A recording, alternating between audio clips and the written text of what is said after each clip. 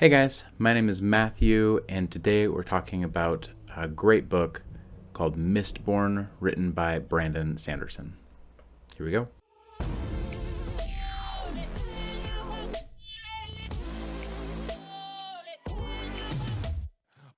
Mistborn is the first book in a trilogy. Like I said, it's written by Brandon Sanderson, and this is the second published book that he had.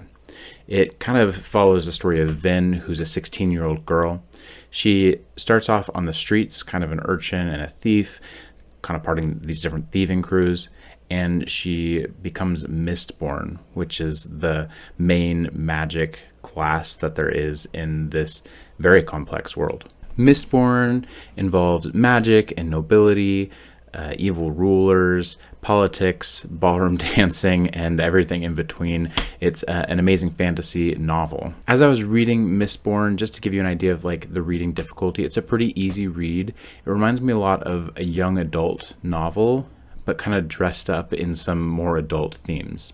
That being said, friendship, trusting people, things like that are huge themes throughout the books, but there's also a lot of violence and those types of aspects as well. That make it a little bit more appropriate for an older audience. So to kind of give you a review of this novel, I'm going to start with just some of my favorite things about it, and I'm going to go ahead and kind of go through the list, and at the end of the list will be some of my least favorite things about it. One thing that I think Brandon Sanderson does really, really well in all of his novels is plot. The complexity of the plot is really amazing, and it kind of brings you in and just keeps you wanting to keep turning pages. And I think that he just does an amazing job of keeping the plot complex enough that you, just want to keep reading. You want to find out what happens next. The hard magic systems in Mistborn, I say systems because it's actually multiple different systems. There's at least 3 magic systems in the series, and they are amazing. I think this is a place where Brandon really excels as an author, is that he just has amazing magic systems. In fact, I think he is the author that kind of coined the terms hard magic and soft magic. If he's not, he's definitely popularized them and made them. I've heard him talk about them on several occasions. He's really good at kind of talking about the difference between hard and soft magic systems. And in this book, he's done an amazing job. Another really good thing in this book, I mentioned that there's a little bit of violence and kind of some maybe gruesome scenes, but the action scenes are actually really, really intriguing. They're interesting. He interweaves this magic system into his action scenes really well. And I was really impressed by the way the action scenes, which are not always my favorite thing, were done in this book. I was also a really big fan of the way that Vin, the main character in this book, grew and developed throughout the book. The pacing of that growth was really good, and if maybe a little bit slow at times, it's because it felt realistic. Over the course of the book takes place over the course of a year or so, and over the course of that year, we see Vin grow in her maturity, in her personality, and also in her magic ability over the course of that year. And it's cool to see her grow in all those different ways. I think he did a great job with that. This book is really wonderful for that development. And along the same lines, I do think character development in general was pretty good. There are some characters in this book that people could fall in love with, some characters that people could really enjoy. I think Kelsier is one, Vin is another, the main character. But then you could easily see yourself grabbing hold of another character, whether that's Elend or one of the people in the thieving crew, perhaps Breeze. There's some quirky, witty remarks and some retorts and kind of playful dialogue between people that really makes you start to fall in love with some of the characters. I do think that this world is relatively complex, and that's a good thing. There's a lot of different pieces to this world that are interesting. I do think that there feel to me like there are some holes in the world itself. And that I think happens when you build something so complex and so big, is occasionally it feels like actually that wouldn't quite work that way, or at least I don't feel like it would.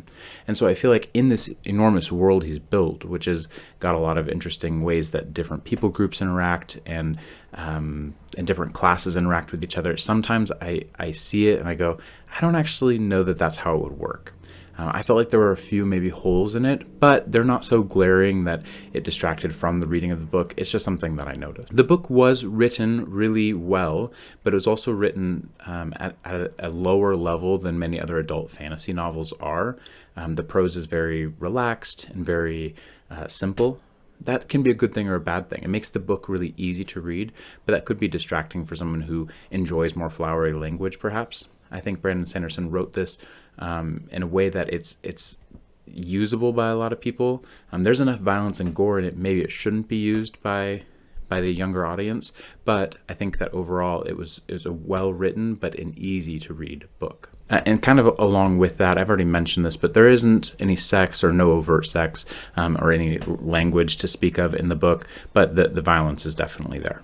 Last two, and these are the only ones that I have that are kind of negative. One of them is I feel like at times the dialogue was a bit clunky, a little bit.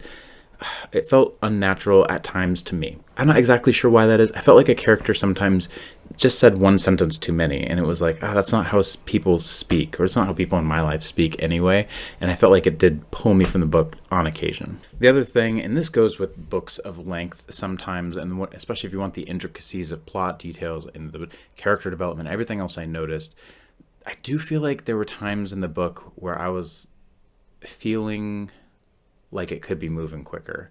There are some times when it really slowed down for me. And just for me personally, I did feel like, actually, I wish the book would move along just a little bit. Now, like I said, the plot is pulling me along well enough that I didn't ever say, oh man, I can't keep the book up, or I need to put it down, or I need to take a break, or anything like that. But I did occasionally just feel like, man, let's move along. As far as my recommendation, if you like fantasy novels, even a little bit, it's hard not to recommend this book. It was amazingly well written. This immense world is magical and immersive, and the magic systems are incredible. If you just want to get into a book and really just kind of immerse yourself into it, it's hard not to recommend this book. You'll be itching for the next book right away in the series, and Brandon Sanderson writes books often enough. We're not going to be waiting forever for another book. He writes a new one nearly every year in this world. So if you can get yourself past the slow start, then you're going to love this book. Brandon Sanderson has really masterfully written the book, and I do find it hard not to recommend it to anyone. Do pick up Mistborn, because I think you'll really enjoy it. Thanks so much for watching this review of Mistborn. If you enjoyed this content, feel free to like and subscribe, and don't forget to stay safe out there.